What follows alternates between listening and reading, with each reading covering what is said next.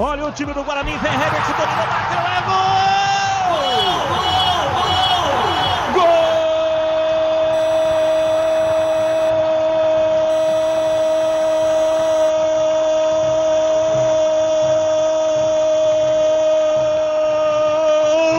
Do Bugre!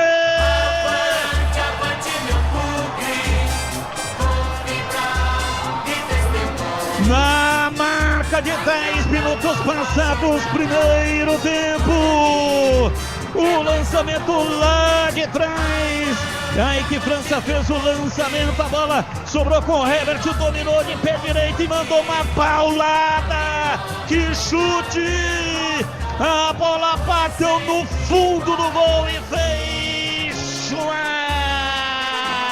um gol!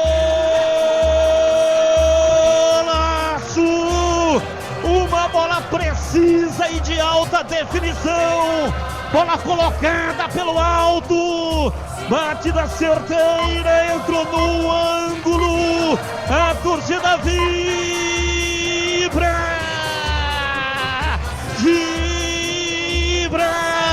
da pele até o osso, dali Guarani, dali Bugre, dali Guarani, dali Bugre, dali Guarani, dali Bugre.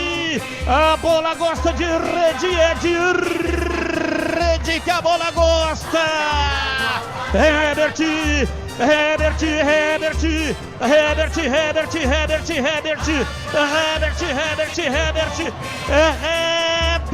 camisa 11.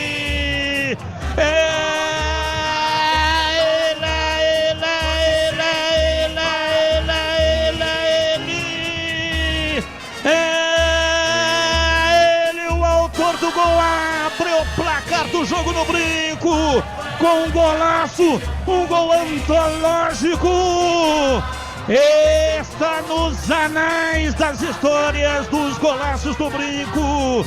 Guarani 1, Volta Redonda 0, e o detalhe do gol é seu Breno Beretta. O detalhe para a roubada de bola do William Farias, que acreditou, e o Herbert pegou o goleiro do Volta Redonda, o Felipe Avelino, que estava adiantado e desprevenido.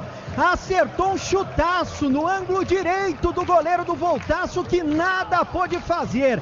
Tem estrela o Herbert, abre o placar aqui no Brinco, faz o primeiro gol do Guarani e o segundo dele no Campeonato Brasileiro da Série C. Herbert, Guarani 1, Volta Redonda 0. E aí?